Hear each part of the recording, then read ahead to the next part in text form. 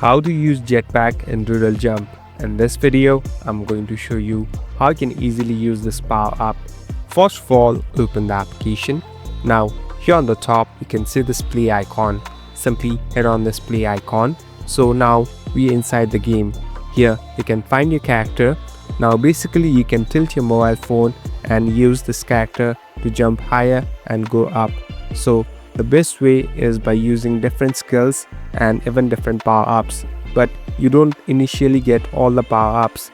Here you can find different power-ups in different situations. So as you can see, I'm using one power-up. Now in order to use Jetpack, you can simply place the character on the top of the Jetpack, and as you can see, it will easily boost the character to the top. Thank you for watching this video. I hope this video will help you.